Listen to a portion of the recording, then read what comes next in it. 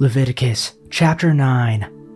On the 8th day, Moses called Aaron and his sons and the elders of Israel, and he said to Aaron, "Take for yourself a bull calf for a sin offering, and a ram for a burnt offering, both without blemish, and offer them before the Lord. And say to the people of Israel, Take a male goat for a sin offering, and a calf and a lamb, both a year old without blemish, for a burnt offering, and an ox and a ram for peace offerings, to sacrifice before the Lord, and a grain offering mixed with oil, for today the Lord will appear to you." And they brought what Moses commanded in front of the tent of meeting, and all the congregation drew near and stood before the Lord. And Moses said, "This is the thing that the Lord commanded you to do, that the glory of the Lord may appear to you." Then Moses said to Aaron, "Draw near to the altar, and offer your sin offering and your burnt offering, and make atonement for yourself and for the people, and bring the offering of the people, and make atonement for them, as the Lord has commanded." So Aaron drew near to the altar, and killed the calf of the sin offering, which was for himself. And the sons of Aaron presented the blood to him, and he dipped his finger in the blood, and put it on the horns of the altar, and poured out the blood at the base of the altar. But the fat and the kidneys and the long lobe of the liver from the sin offering he burned on the altar, as the Lord commanded Moses. The flesh and the skin he burned up with fire outside the camp. Then he killed the burnt offering, and Aaron's sons handed him the blood, and he threw it against the sides of the altar. And they handed the burnt offering to him, piece by piece, and the head, and he burned them on the altar. And he washed the entrails and the legs, and burned them with the burnt offering on the altar. Then he presented the people's offering, and took the goat of the sin offering that was for the people, and killed it, and offered it as a sin offering like the first one. And he presented the burnt offering, and offered it according to the rule. And he presented the grain offering, took a handful of it, and burned it on the altar, besides the burnt offering of the morning. Then he killed the ox and the ram, the sacrifice of peace offerings for the people. And Aaron's sons handed him the blood, and he threw it against the sides of the altar. But the fat portions of the ox and the ram, the fat tail, the layer of fat, the kidneys, and the long lobe of the liver, these they laid on the breasts. And then Aaron burned the fat on the altar. Aaron waved the breasts and the right thigh before the Lord as a wave offering, as Moses commanded.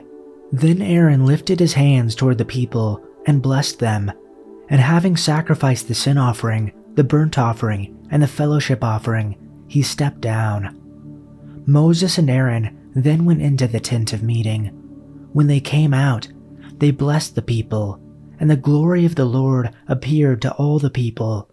Fire came out from the presence of the Lord, and consumed the burnt offering and the fat portions on the altar. And when all the people saw it, they shouted for joy and fell face down.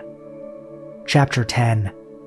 Aaron's sons, Nadab and Abihu, took their censers, put fire in them, and added incense, and they offered unauthorized fire before the Lord, contrary to his command. So fire came out from the presence of the Lord and consumed them, and they died before the Lord.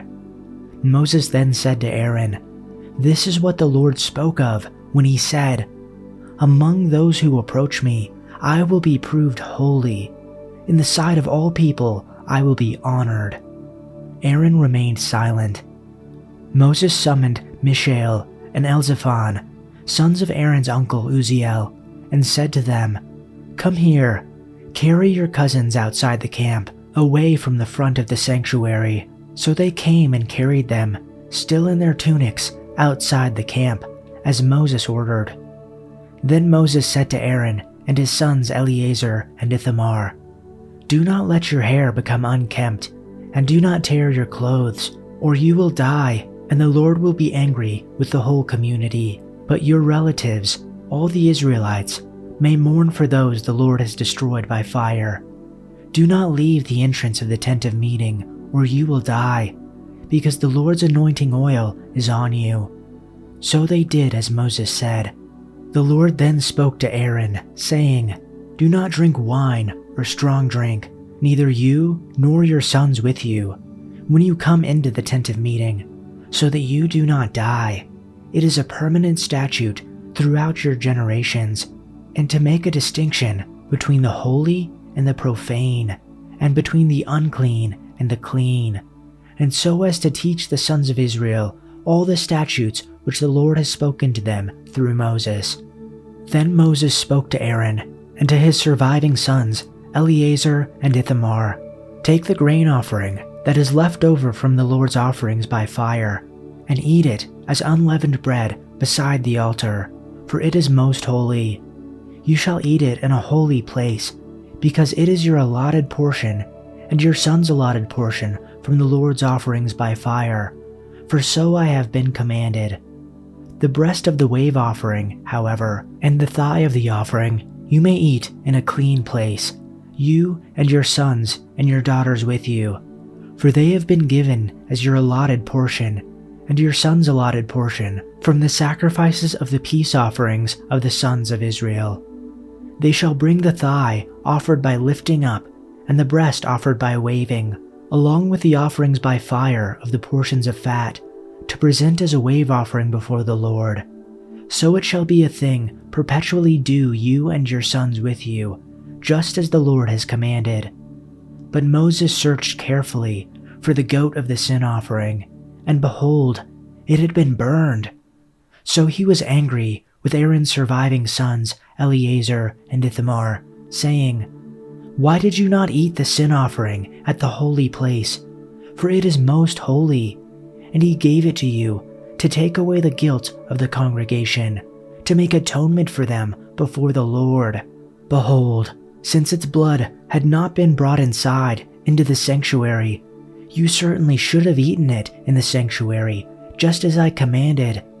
But Aaron said to Moses, "Behold, this very day they presented their sin offering and their burnt offering before the Lord.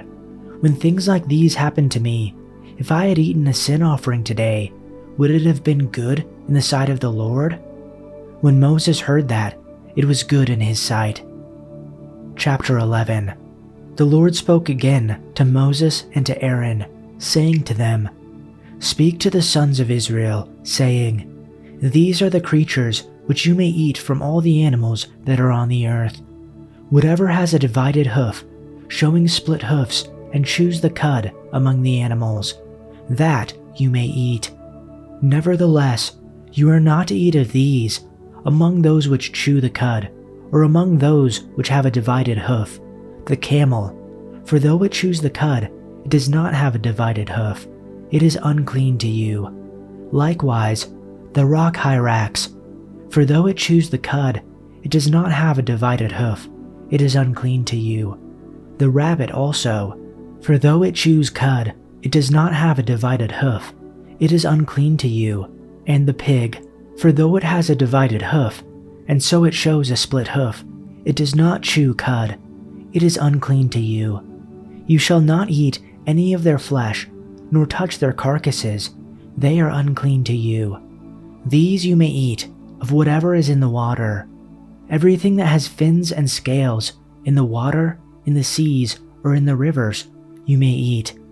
But whatever is in the seas and in the rivers that does not have fins and scales, among all the teeming life of the water, and among all the living creatures that are in the water, they are detestable things to you, and they shall be detestable to you. You may not eat any of their flesh, and you shall detest their carcasses.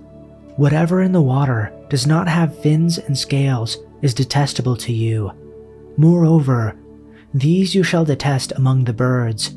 They are detestable, not to be eaten: the eagle, the vulture, and the buzzard, the red kite, the falcon in its kind, every raven in its kind, the ostrich, the owl, the seagull, and the hawk in its kind, the little owl, the cormorant, and the great owl, the white owl, the pelican, and the carrion vulture, the stork, the heron in its kind, the hoopoe, and the bat.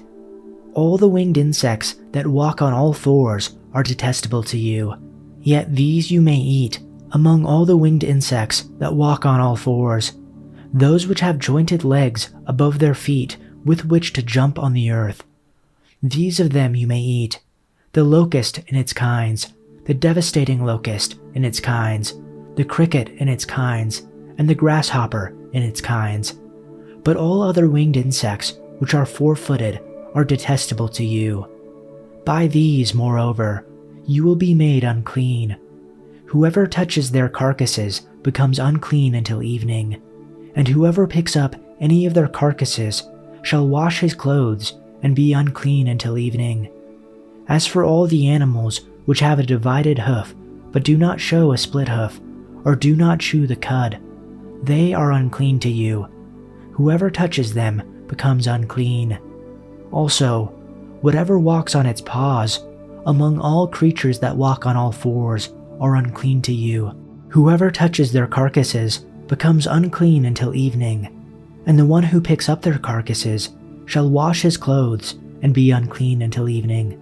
They are unclean to you. Now these are to you the unclean among the swarming things which swarm on the earth, the mole, the mouse, and the great lizard and its kinds, the gecko, the crocodile, the lizard, the sand reptile, and the chameleon. All these small animals are unclean for you. If any of you touch the dead body of such an animal, you will be defiled until evening. If such an animal dies and falls on something, that object will be unclean. This is true whether the object is made of wood, cloth, leather, or burlap. Whatever its use, you must dip it in water, and it will remain defiled until evening. After that, it will be ceremonially clean and may be used again. If such an animal falls into a clay pot, everything in the pot will be defiled, and the pot must be smashed. If the water from such a container spills on any food, the food will be defiled, and any beverage in such a container will be defiled. Any object on which the carcass of such an animal falls will be defiled. If it is an oven or a hearth, it must be destroyed, for it is defiled, and you must treat it accordingly. However, if the carcass of such an animal falls into a spring or a cistern, the water will still be clean, but anyone who touches the carcass will be defiled. If the carcass falls on seed grain to be planted in the field, the seed will still be considered clean, but if the seed is wet when the carcass falls on it, the seed will be defiled. If an animal you are permitted to eat dies and you touch its carcass, you will be defiled until evening. If you eat any of its meat or carry away its carcass, you must wash your clothes, and you will remain defiled until evening. All small animals that scurry along the ground are detestable, and you must never eat them. This includes all animals that slither along on their bellies, as well as those with 4 legs and those with many feet. All such animals that scurry along the ground are detestable, and you must never eat them. Do not defile yourselves by touching them. You must not make yourselves ceremonially unclean because of them. For I am the Lord your God. You must consecrate yourselves and be holy, because I am holy. So do not defile yourselves with any of these small animals that scurry along the ground. For I, the Lord, am the one who brought you up from the land of Egypt, that I might be your God. Therefore, you must be holy, because I am holy. These are the instructions regarding land animals, birds, marine creatures, and animals that scurry along the ground. By these instructions, you will know what is unclean and clean, and which animals may be eaten and which may not be eaten.